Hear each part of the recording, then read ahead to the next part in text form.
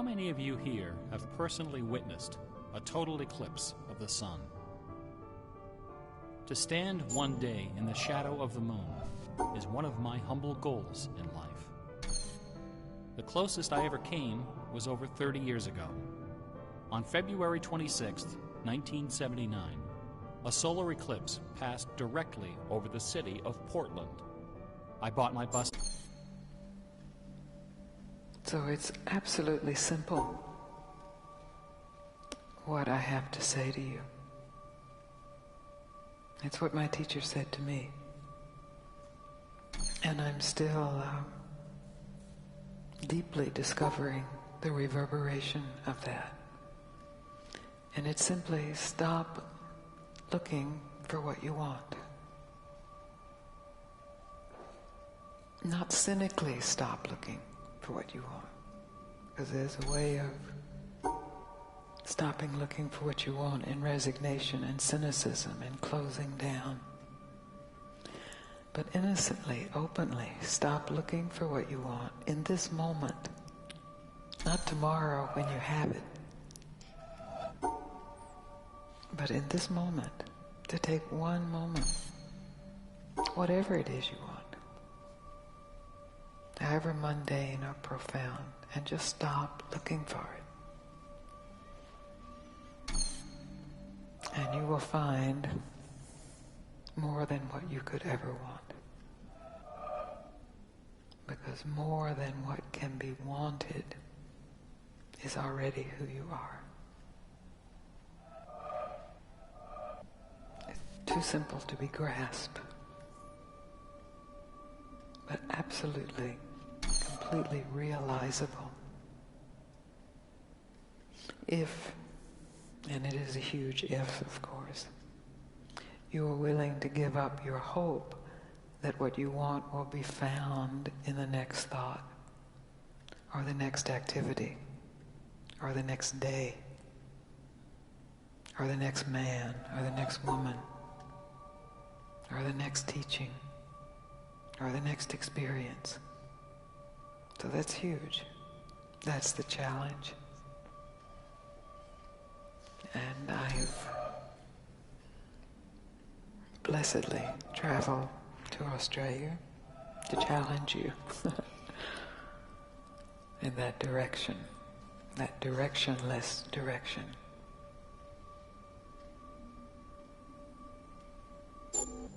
It's so simple that it has to be said over and over, because it just slips right by the mind. And if it's said over and over and in enough ways and then not said, it can just be revealed.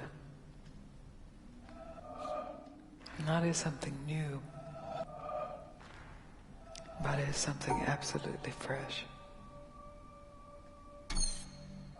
Not new, but fresh. Who you are is not new, but it is always fresh. Who you think you are is old and dead. We just keep trying to think it a little better, squeeze some life.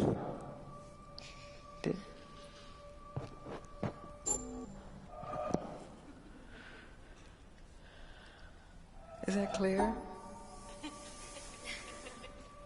It is? Because that's really the basis of what I have to say. It's not a teaching. It's not a belief system. It's not a way to live your life. It's not a should stop. It's not an if you stop, you will be rich and famous and universally loved and never have a sad moment. None of that, I promise. But if you're willing to investigate for yourself without believing it, or learning it, or hoping to get something from it, just a pure investigation out of the natural curiosity of the human mind, just to investigate for yourself, what is here when I stop trying to get anything? And how much of that is here? And where does that begin? And where does that end? And then the question, am I willing to trust that?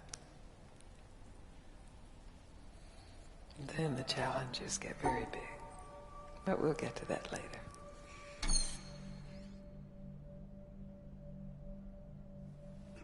Any questions about what I just said? Want me to say it again? You already are everything you want, only maybe not in the way you imagine what you want. And it's that imagination itself that keeps you from discovering that you already are everything you want. So if you just take this evening as an experiment to give up any imagination, any image of what you need to be totally fulfilled, just give it up. It's just an image, just a thought. Maybe a spiritual thought, maybe a worldly thought, a relationship thought, a career thought. Just give it up. And directly discover what's here, unthought, unimagined. How's that? Good. Good.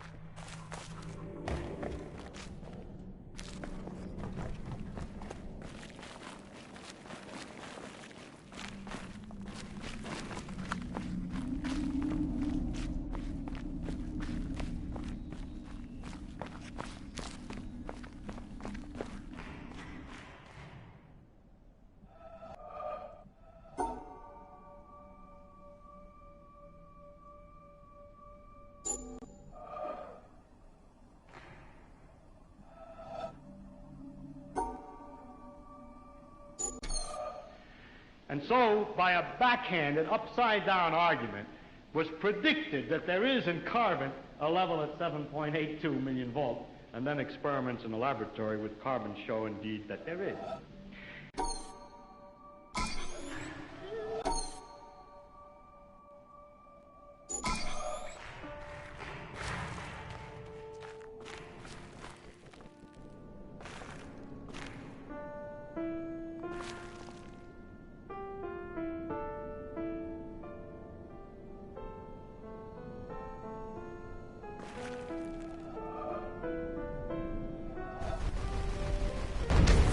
How many of you here have personally witnessed a total eclipse of the sun?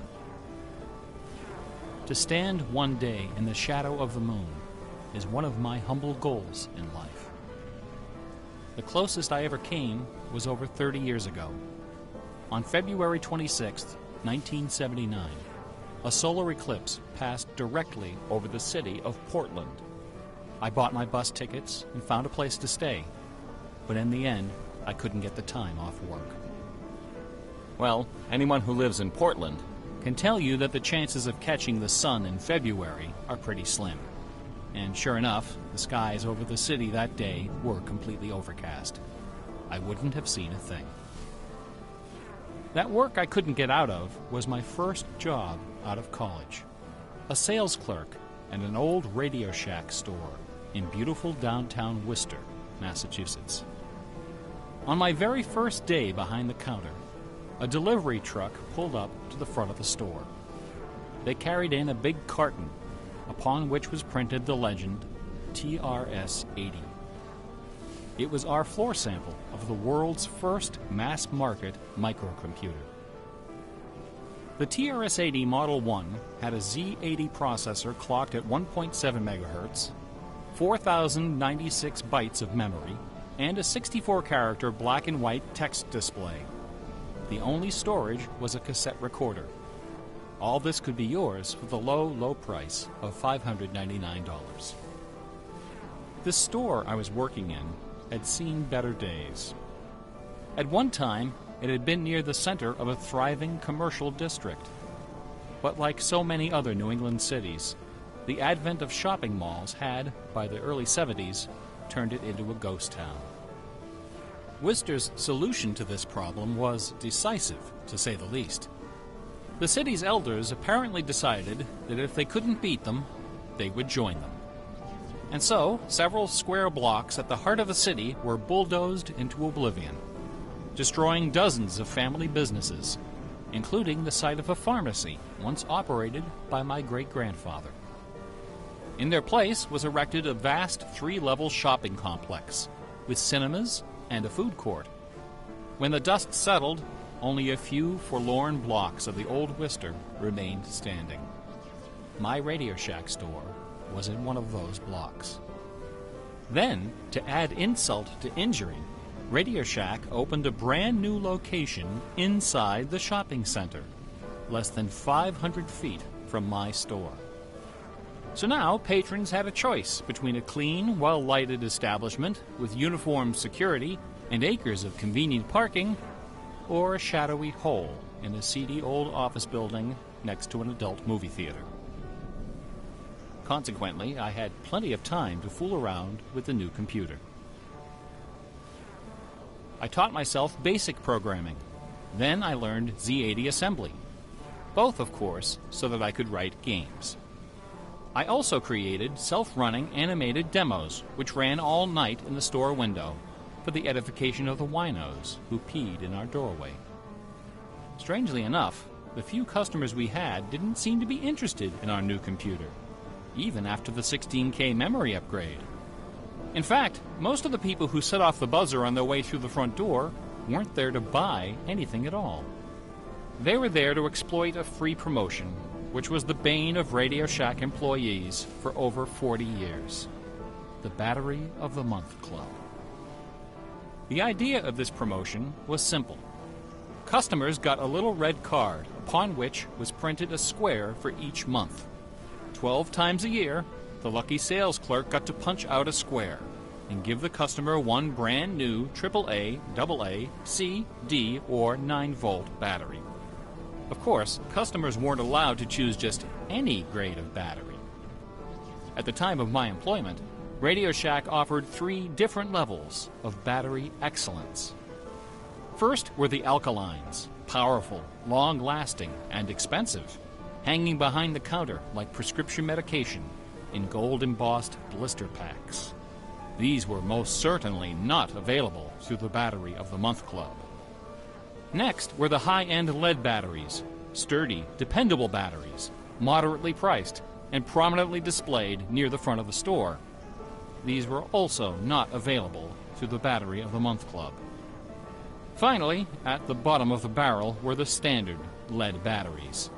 These were literally piled in barrels, cunningly located way at the back of the store, in a dark corner near the TV antennas. Remember TV antennas? Customers who came in looking for their free Battery of the Month had to walk the entire length of the premises, past the CB radios and stereo headphones and remote-controlled racing cars. Nothing would stop them. On the first day of every month, like clockwork, those customers came in waving their little red cards. I would look up from my programming and wave them to the back of the store. It didn't matter that the batteries were only worth 29 cents. It didn't matter that most of them were already half dead. They came, they grabbed. And as far as I can remember, not one of them ever paid for a damn thing. I was such a crappy salesman. I was young and foolish. I thought my education in game design was happening at the keyboard.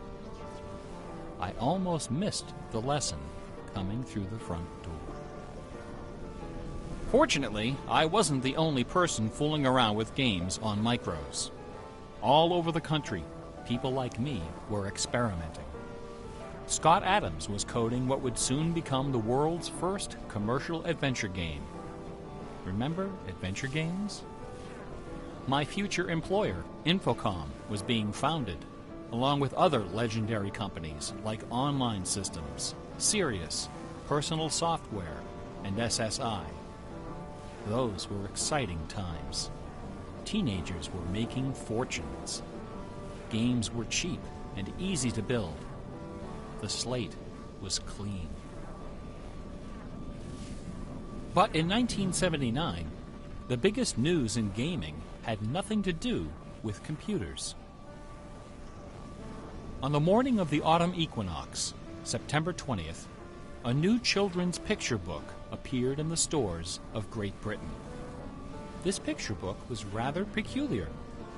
It consisted of 15 meticulously detailed color paintings, illustrating a slight whimsical tale about a rabbit delivering a jewel to the moon.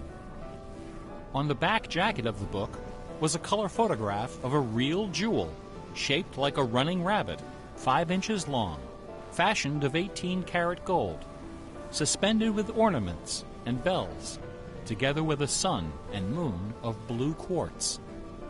According to the blurb underneath, this very jewel had been buried somewhere in England. Clues pointing to its location were concealed in the text and in the pictures of the book. The treasure would belong to whoever found it first. The book was called Masquerade. It was created by an eccentric little man with divergent eyes and a talent for mischief named Kit Williams. Within days, the first printing was sold out, and the empire that never sleeps found itself in the grip of rabbit fever. Excited readers attacked the paintings with rulers, compasses, and protractors. Magazine articles and TV specials dissected the clues, floated theories, and followed with keen delight the reckless exploits of the fanatics. One obscure park, unfortunately known by the nickname Rabbit Hill, was so riddled with holes excavated by misguided treasure seekers that the authorities had to erect signs assuring the public that no gold rabbits were to be found there. Some hunters ended up seeking psychological counseling for their obsession. The craze leapt over the Atlantic Ocean and invaded America, France, Italy, and Germany. It sold over 1 million copies in a few months, a record unrivaled by any children's title until the advent of Harry Potter. Over 150,000 copies were sold in foreign translations, including 80,000 copies in Japanese, despite the fact that the puzzle was only solvable in English. It didn't matter that the masquerade jewel was only worth a few $1,000s. Many seekers spent far more than that in their months of exploration and travel. It was the thrill of the chase, the possibility of being the one. Treasure hunts, secret messages, and hidden things seem to exert an irresistible appeal. They're fun to look for and to talk about, and this fact of human psychology has been exploited in computer games since the earliest days. It finds expression in the hidden surprises we call Easter eggs. Atari's Stephen Wright is credited with coining this term in the first issue of Electronic Games magazine. The first Easter egg in a commercial computer game appeared in an early Atari 2600 cartridge called, simply enough, Adventure. By a sequence of unlikely movements and obscure manipulations, players could discover a secret room where the words "created by Warren Robinette" appeared in flashing letters. Over the decades, Easter eggs and their evil twin, cheat codes, have become an industry within an industry. Entire magazines and websites are now devoted to their carefully orchestrated discovery and dissemination. They're part of our toolkit, our basic vocabulary, the language of computer game design. Computer gamers may have been the first to refer to hidden surprises as Easter eggs, but we certainly weren't the first to use them. Painters, composers, and artists of every discipline have been hiding stuff in their works for centuries. The recent advent of VCRs and Laserdisc players with freeze-frame capability exposed decades of secret Disney erotica. Thomas Kincaid, the self-appointed painter of light, amuses himself by hiding the letter N in his works. A number beside his signature indicates how many N's are hidden in each painting. Picasso, Dali, Raphael, Poussin, and dozens of other painters concealed all kinds of stuff in their paintings. A favorite trick was hiding portraits of themselves, their families, friends, and fellow artists in crowd scenes. El Greco loved dogs, but the Catholic Church forbid him from including any in his sacred paintings. So he hid them, usually within the outlines of celestial clouds. Composer Dmitri Shostakovich chafed under the political censorship imposed by the Soviet Ministry of Culture. His symphonies and chamber works are loaded with hidden signatures and subversive subtexts which, had they been recognized, would have sent him to Siberia. Mozart's opera, The Magic Flute, is filled with musical allusions to the rituals of the Freemasons, the ancient secret society of which he and his mentor Haydn were members. But the most famous purveyor of Easter eggs is that champion of the late Baroque, the ultimate musical nerd, Johann Sebastian Bach. Bach was a student of gematria, the art of assigning numeric values to letters of the alphabet. A equals 1, B equals 2, C equals 3, etc. By comparing, sequencing, or otherwise manipulating these numbers, secret messages can be concealed. Bach took particular delight in the geometrical numbers 14 and 41. 14 is the sum of the initials of his last name. B equals 2, A equals 1, C equals 3, and H equals 8. 41 is the sum of his expanded initials, J.S. Bach. These two numbers show up over and over again in Bach's compositions. One of the better-known examples is his setting of the chorale Vor deinem Thron. The first line of the melody contains exactly 14 notes, and the entire melody, from start to finish, contains 41. Another of Bach's favorite games was the puzzle canon. A canon is a melody that sounds good when you play it on top of itself, a little bit out of sync. Frere Jacques and Row, Row, Row Your Boat are familiar examples of simple, two-voice canons. But a canon can employ any number of voices. And you don't have to play each voice the same way either. You can change the octave, transpose the key, invert the pitch, play it backwards, or any combination. Finding melodies that make good multi-voice canons is a fussy and difficult art, of which Bach was an undisputed master. Now, in a puzzle canon, the composer specifies the basic melody and the number of voices, but not the relationship of the voices. The student has to figure out the position and key of each voice, and whether to perform them inverted and/or backwards. Bach wrote quite a number of puzzle canons. The most famous, BWV 1076, is part of a fascinating story. One of Bach's students was a fellow by the name of Lorenz Misler, founder of the Society of Musical Science. This elite, invitation-only institution devoted itself to the study of Pythagorean philosophy and the union of music and mathematics. Its distinguished membership reads like a who's who of German composers, including Handel, Telemann, and eventually Mozart. Applicants for membership in the society were required to submit an oil portrait of themselves, along with a specimen of original music. With nerdly efficiency, Society member number 14 decided to combine these admission requirements into a single work. He sat for a portrait with Elias Hausmann, official artist at the court of Dresden. This portrait, which now hangs in the gallery of the town hall in Leipzig, is the only indisputably authentic image of Bach in existence. The Hausmann portrait shows Bach dressed in a formal coat with exactly 14 buttons. In his hand is a sheet of music paper, upon which is written a puzzle canon for 6 simultaneous voices. In 1974, a manuscript was discovered which proved that this canon was the 13th in a series of exactly 14 canons based on the ground theme of the famous Goldberg variations. As if these musical gymnastics weren't enough, Bach liked to hide messages in his compositions by assigning notes to the letters. His initials, B-A-C-H, correspond to the pitch sequence B-flat, A, C, and B natural in German letter notation.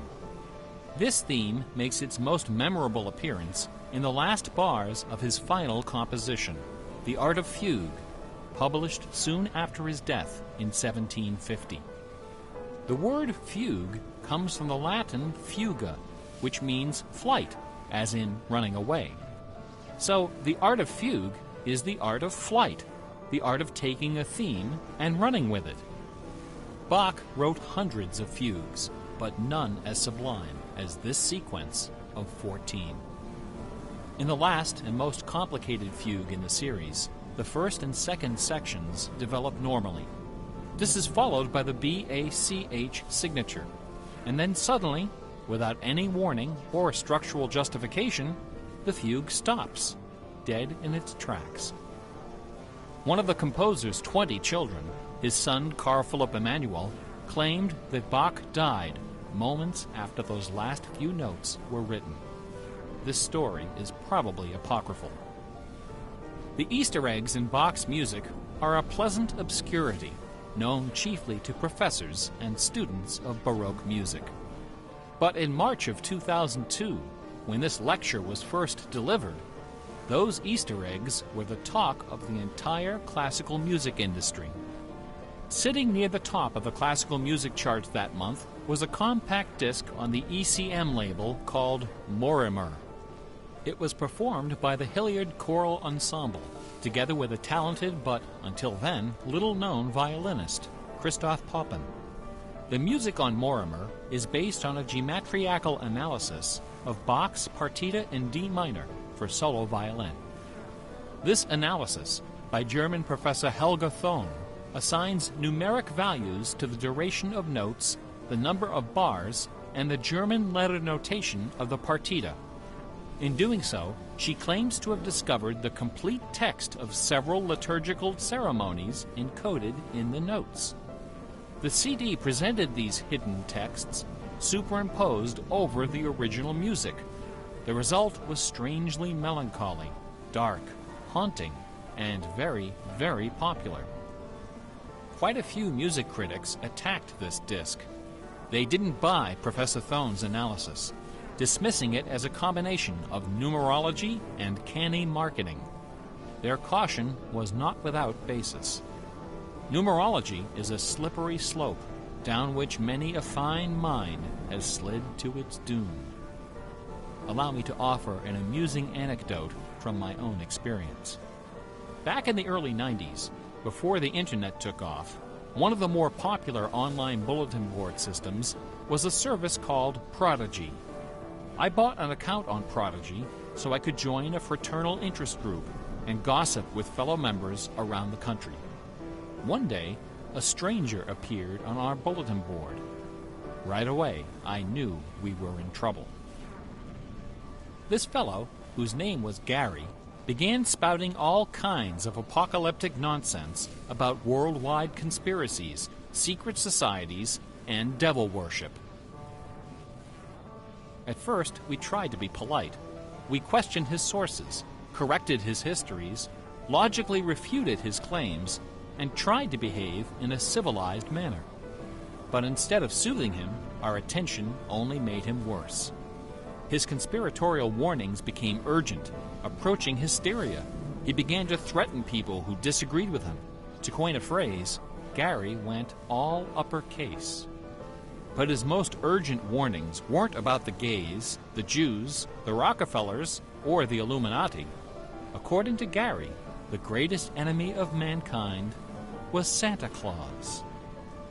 Gary claimed to possess a secret numerical formula that proved beyond a shadow of a doubt that Santa Claus was an avatar of the Antichrist.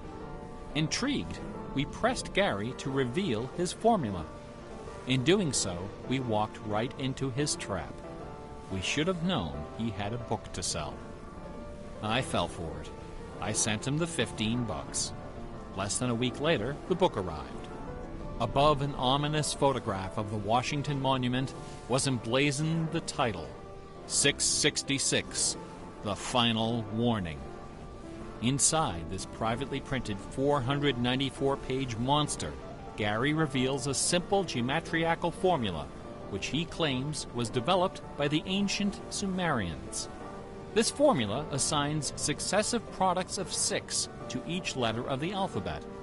A equals 6, B equals 12, C equals 18, etc. Imagine my dismay when I applied this ancient formula to the name Santa Claus and obtained the blasphemous sum of 666, the biblical number of the beast. I went on Prodigy and reported to the stunned members of our interest group that Gary was right after all. There could be no doubt that according to the unimpeachable wisdom of ancient Samaria, Santa Claus was the Antichrist. I then went on to point out several other names which, when submitted to Gary's formula, also produced the sum 666. Names like St. James, New York, and New Mexico. Soon the bulletin board was filled with discoveries like computer, Boston tea, and, most sinister of all, sing karaoke. Gary left us alone after that. I got my $15 worth. But Gary is hardly the first person to connect secret codes to the Bible. People have been looking for Easter eggs in the Bible for hundreds of years. The Hebrew mystical tradition of Kabbalah can be described as a geometrical meditation on the Pentateuch, the first 5 books of the Old Testament. The advent of computers has made the application of numerology to the Bible fast and efficient. The latest spate of Bible searching was instigated by a book published in 1998 by Michael Drosnin, a former Wall Street Journal reporter. His book, The Bible Code, applied a skip cipher in which every nth character in a text is combined to form a message. By applying his skip cipher to the Hebrew text of the Old Testament, Drosnin claimed to have discovered predictions of World War II, the Holocaust, Hiroshima, the assassination of Yitzhak Rabin and both Kennedys, the moon landing, Watergate, the Oklahoma City bombing, the election of Bill Clinton, the death of Princess Di, and the comet that collided with Jupiter. He also found predictions of a giant earthquake in LA, a meteor hitting the Earth, and nuclear Armageddon, all scheduled to occur before the end of the last decade. The Bible Code spent many weeks on the bestseller lists, spawning several sequels and dozens of imitators. The Bible has certainly attracted its share of crackpots, but for the real hardcore egg hunters, nothing can rival the ingenuity, the tenacious scholarship, the stubborn zeal of those who seek the answer to the ultimate literary puzzle, a poisonous conundrum that has squandered fortunes, destroyed careers, and driven healthy, intelligent scholars to the brink of madness and beyond. Who wrote Shakespeare? The essays and books devoted to the Shakespeare authorship problem are sufficient to fill a large library. Several such libraries actually exist. Not even a day-long tutorial, much less an hour lecture, can begin to do justice to this complex, bizarre, and dangerously tantalizing story. Nevertheless, for the unacquainted, I will attempt to summarize the issue in a few paragraphs. The undisputed facts of Shakespeare's life and career could be scribbled on the back of a cocktail napkin.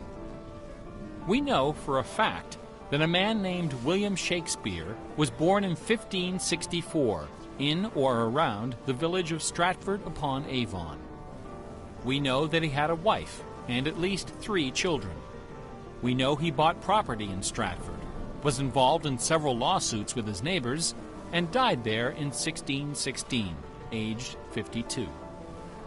We also know that during those same years, a man with a last name similar to Shakespeare worked as an actor on the London stage, eventually becoming co-owner of some of the theaters there. We also know that about the same time, a number of most excellent poems and plays were published in London under the name Shakespeare. We do not know for a fact that the landowner in Stratford and the actor in London with a similar last name were one and the same man. We do not know for a fact that either man had anything to do with the poems and the plays. All we know is that those poems and plays have, in the 400 years since their composition, come to be regarded as a pinnacle of Western culture. The works attributed to Shakespeare appear to have been written by a man or woman who knew something about just about everything. They're filled with references to mythology and classic literature, games and sports, war and weapons of war, ships and sailing, the law and legal terminology, court etiquette, statesmanship, horticulture, music, astronomy, medicine, falconry, and, of course, theater. Therein lies the problem. How could a farmer's son of uncertain schooling, from a mostly illiterate country village, a man of practically no account at all, wield such encyclopedic learning, with so much eloquence and wit, so much wisdom and human understanding? For the first 150 years, nobody questioned the traditional history of the bard. Then, in the late 18th century, Reverend James Wilmot, a distinguished scholar who lived just a few miles north of Stratford, decided to write a biography of the famous playwright. Dr. Wilmot believed that a man as well educated as Shakespeare must have owned a fairly extensive library, despite the fact that not a single book or manuscript is mentioned in his will. Over the years, he speculated, some of those books must have found their way into local collections. And so, the good Reverend Doctor scoured the British countryside, taking inventory of literally every bookshelf within 50 miles of Stratford. Not a single book from the library of William Shakespeare was discovered. Neither were there found any letters to, from, or about Shakespeare. Furthermore, no references to the folklore, local sayings, or distinctive dialect of the Stratford area could be found in any of Shakespeare's writings.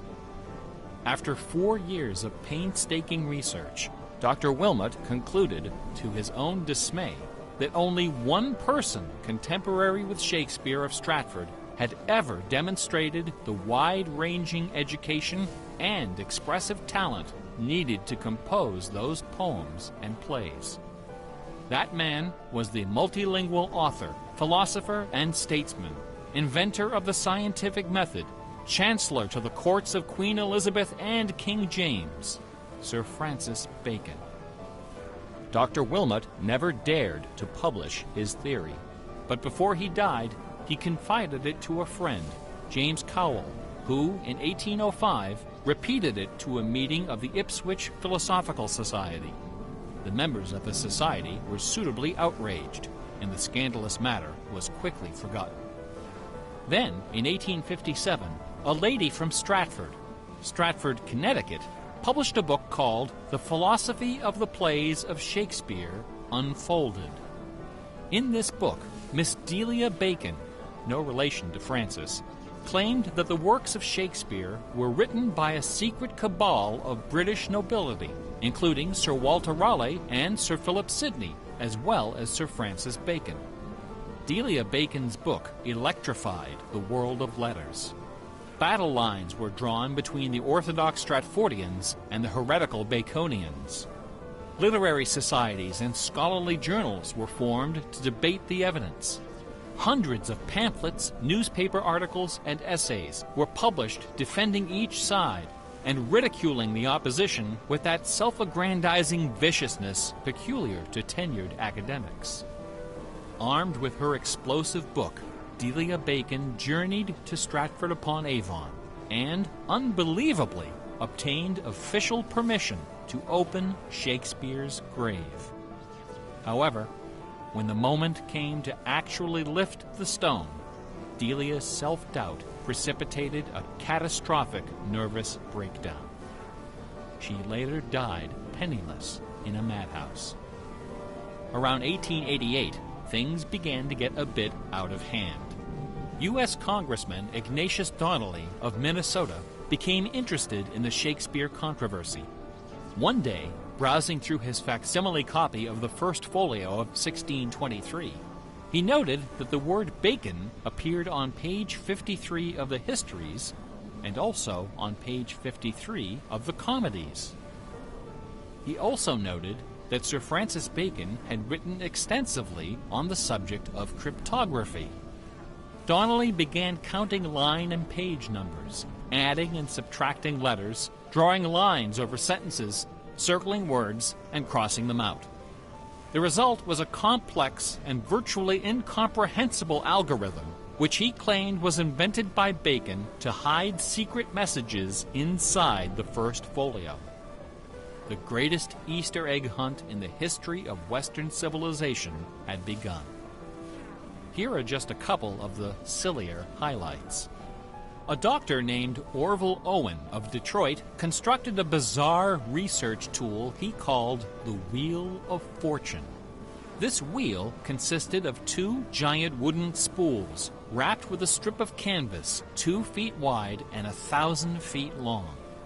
Onto this canvas, he glued the separate pages of the complete works of Bacon, Shakespeare, Marlowe, Greene, Peele, and Spenser, together with Burton's Anatomy of Melancholy.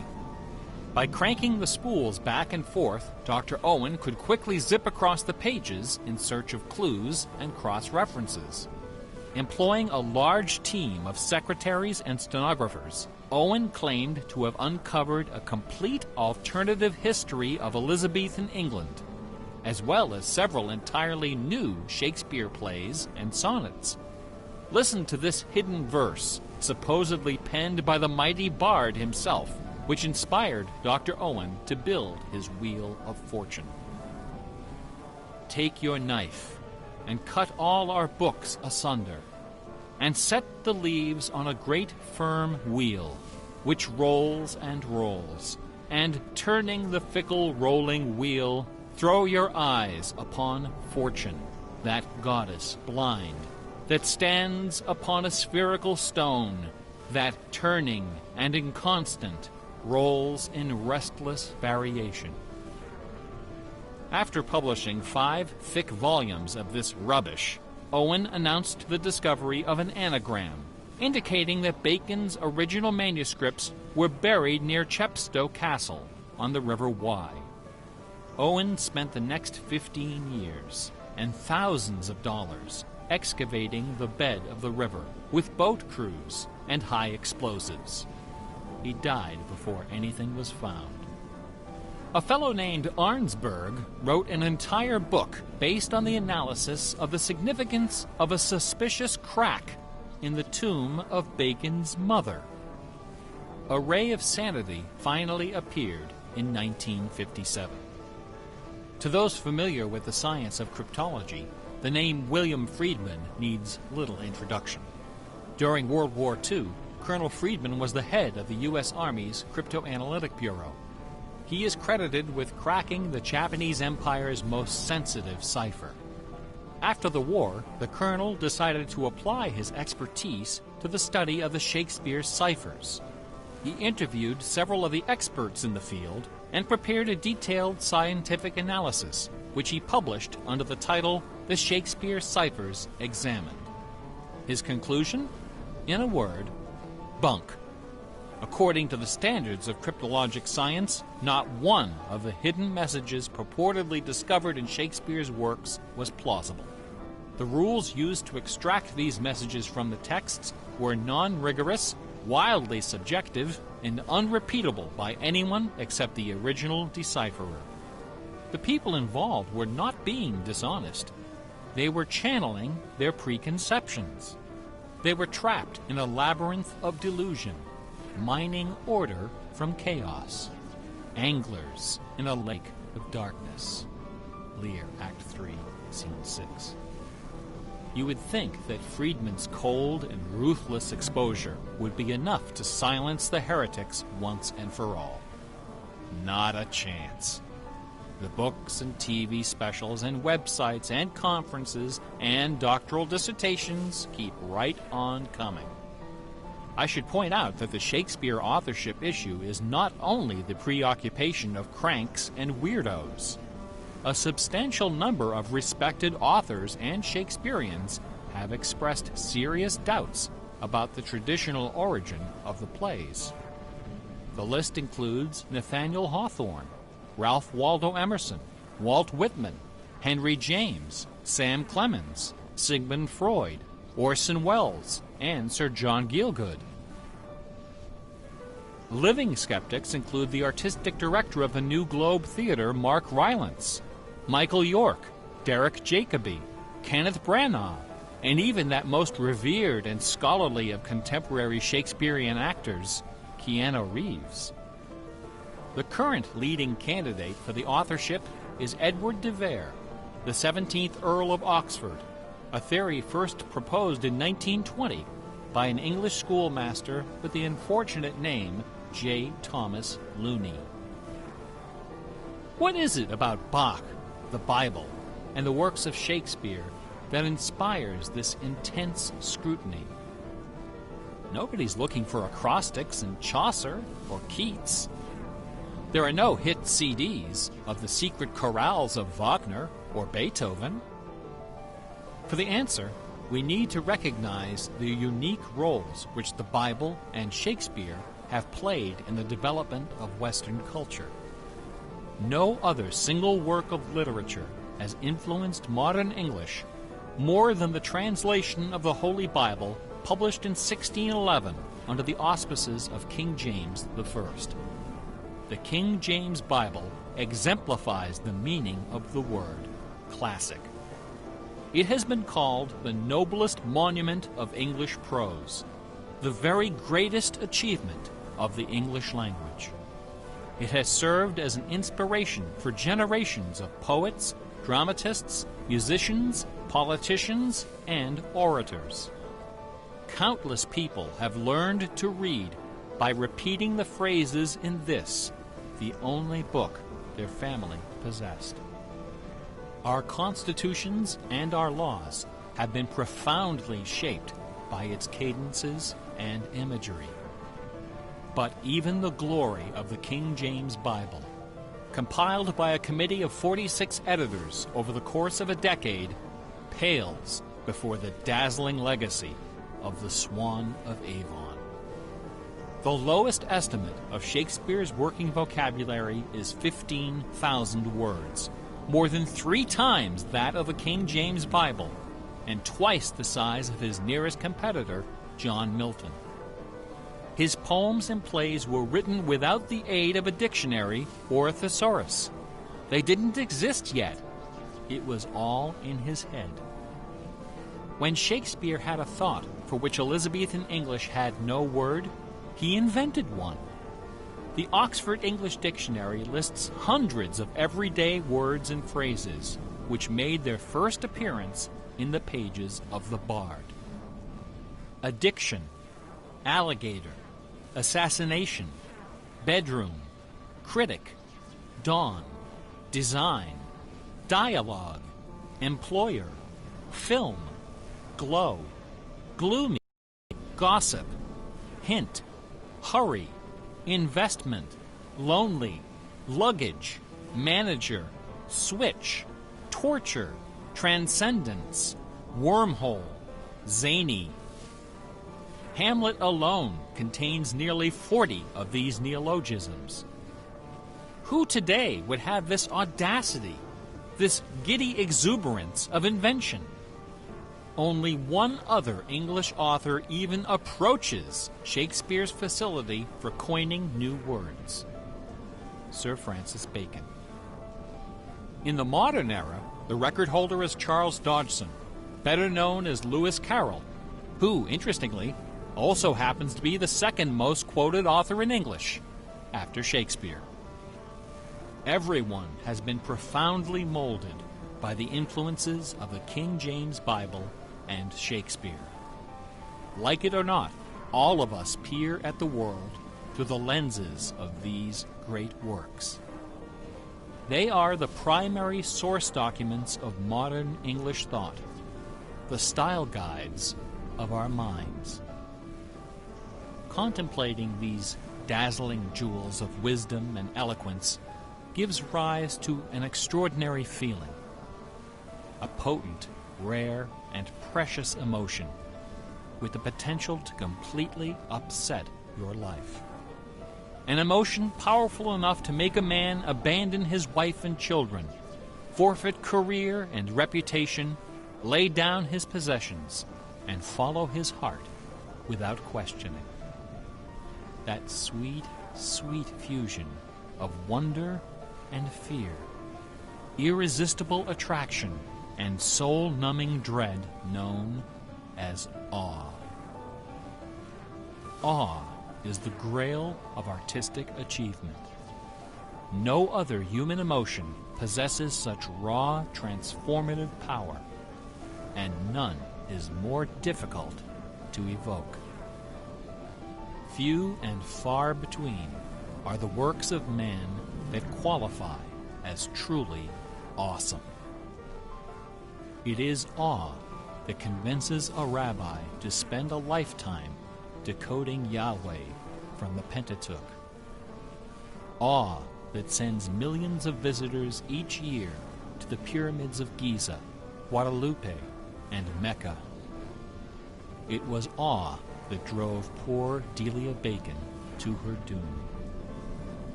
Now, please don't come away from this lecture thinking that the key to awesome game design is the installation of Easter eggs. Ordinary games with their contrived Easter eggs and cheat codes are like the Battery of the Month Club. You have to trudge down to the back of the store to get what you really came for. If superpower is what people really want, why not just give it to them? Is our imagination so impoverished that we have to resort to marketing gimmicks to keep players interested in our games? Awesome things don't hold anything back. Awesome things are rich and generous. The treasure is right there. One afternoon, I was sitting alone behind the counter at that old Radio Shack store. My boss had stepped out for some reason. An elderly woman walked through the front door. Like most of our customers, she was shabbily dressed, probably on a fixed income. I assumed she was there for her free battery. But instead, she placed a portable radio on the counter. This little radio came from the days when they boasted about the number of transistors inside on the case. It was completely wrapped in dirty white medical tape. The woman looked at me and asked, "Can you fix this?" Slowly, I unwrapped the medical tape, peeling away the layers until the back cover of the radio fell off, accompanied by a cloud of red dust. The interior of the radio was half eaten away by battery leakage and corrosion. I looked at the radio. I looked at the old woman. I looked back at the radio. I reached behind me, where the expensive alkaline batteries were hanging like prescription medication, and removed a gleaming 9-volt cell from its gold blister pack. Then I pulled a brand new transistor radio from a box, installed the alkaline, and helped the lady find her favorite station. No money changed hands. She left the store without saying a word. Awesome things are kind of like that.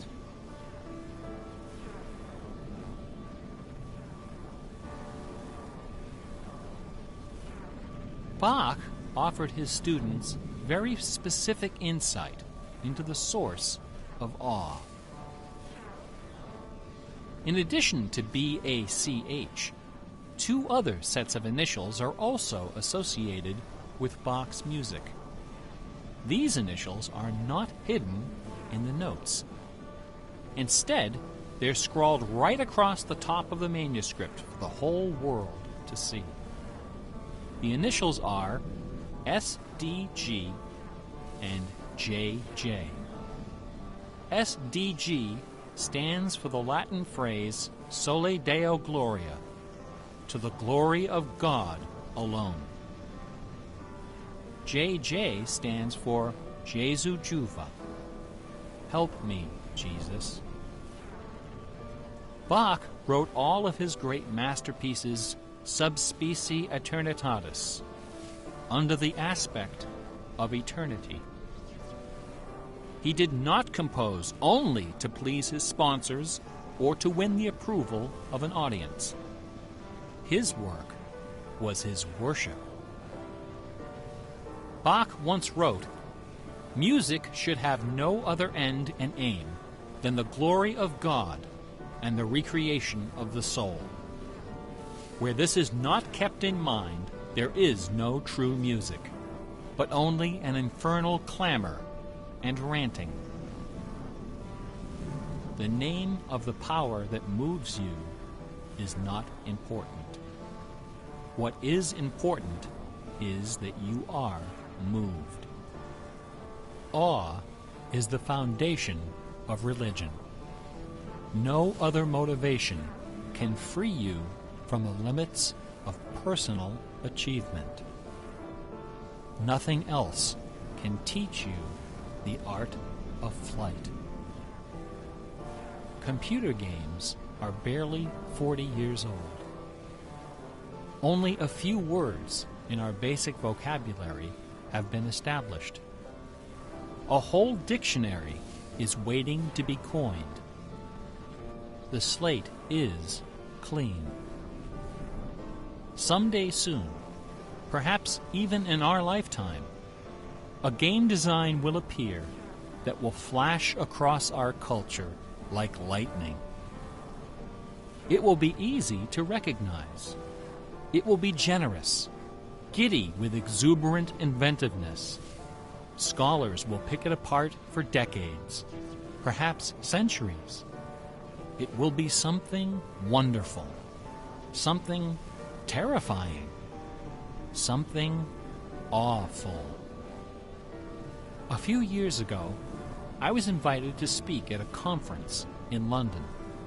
My wife joined me, and we took a day off for some sightseeing. We decided to visit England's second biggest tourist attraction, Stratford-upon-Avon. It was cold and rainy when our train arrived. Luckily, most of the attractions are just a short walk from the station. We visited Shakespeare's birthplace, a charming old house along the main street, which attracts millions of pilgrims every year, despite the complete lack of any evidence that Shakespeare was born there or even lived anywhere near it. We went past the school where Shakespeare learned to read and write, although no documents exist to prove his attendance. We visited Anne Hathaway's cottage, the rustic country farm where his wife spent her childhood, although no record shows anyone by that name ever having lived there. Finally, we came to the one location undeniably associated with Shakespeare, Trinity Parish Church, on the banks of the River Avon, where a man by that name is buried. This beautiful church is approached by a long walkway between rows of ancient gravestones, shaded by tall trees. The entrance door is surprisingly tiny. No cameras are allowed inside. The interior is dark and quiet. Despite the presence of busloads of tourists, the atmosphere is hushed and respectful. A few people are seated in the pews, deep in prayer. An aisle leads up the center of the church. The left side of the altar is brightly illuminated. On the wall above is a famous bust of the bard, quill in hand, gazing serenely at the crowd of pilgrims. On the floor beneath, surrounded by bouquets of flowers, at the very spot where Delia Bacon lost her mind, the gravestone of William Shakespeare bears this dire warning. Good friend, for Jesus' sake, forbear to dig the dust enclosed here. Blessed be the man who spares these stones, and cursed be he that moves my bones. Every year, 3 million pilgrims arrive from every nation on earth to approach this stone and consider the likeness of a man whose body of work can only be described as awesome. By contrast, the right side of the altar is dark and featureless. Nobody of any consequence is buried there. The only point of interest is a wooden case of simple design, carved of dark oak. Inside the case, sealed beneath a thick sheet of glass, lies a large open book. A plaque on the case identifies this book as a first edition of the King James Bible, published in 1611, when Shakespeare was 46. Not many pilgrims visit this side of the altar. Most of those that do simply glance at the book, read the plaque, and move along. A few, more observant, note that the Bible happens to be opened to a page in the Old Testament, the book of Psalms, chapter 46. No explanation is given for this particular choice of pages. For the initiated, none is necessary. If you are of inquisitive bent, if you are intrigued by English history and literature, If you value your peace of mind, cover your ears now. In the year 1900, a scholar noticed something about the King James translation of Psalm 46. Something terrifying, something wonderful. The 46th word from the beginning of Psalm 46 is shake. The 46th word from the end is spear. There are only two possibilities here. Either this is the finest coincidence ever recorded in the history of world literature, or it is not. The Earth revolves around only one sun and has only one moon. The moon happens to be 400 times smaller than the sun. The sun happens to be 400 times farther away. And the apparent paths of the moon and sun in our sky happen to intersect exactly twice every month. Which means that every now and then, at long yet precisely predictable intervals, the lunar disk slips across the face of the sun and just barely conceals it for a few wonderful, terrible minutes. A fine coincidence, no? In June of 1977, a little man with divergent eyes and a talent for mischief ascended a hilltop in the British village of Ampthill. At the summit of this hill is a tall, slender cross, a memorial to Catherine of Aragon, the first wife of Henry VIII. The sun, high in the south, cast the shadow of the cross upon the grassy hillside. At exactly 12 noon, the man removed from his pocket a bar magnet. He turned the magnet so its north pole was facing south and buried it under the shadow of the cross. 2 years later, a few hours before the publication of his first book, the man returned to that hillside, this time in the dead of night. He used a compass to locate the magnet he had buried. In that same place, he dug a hole in the ground and placed inside a ceramic container inscribed with the following words: I am the keeper of the jewel of masquerade, which lies waiting safe inside me for you or eternity.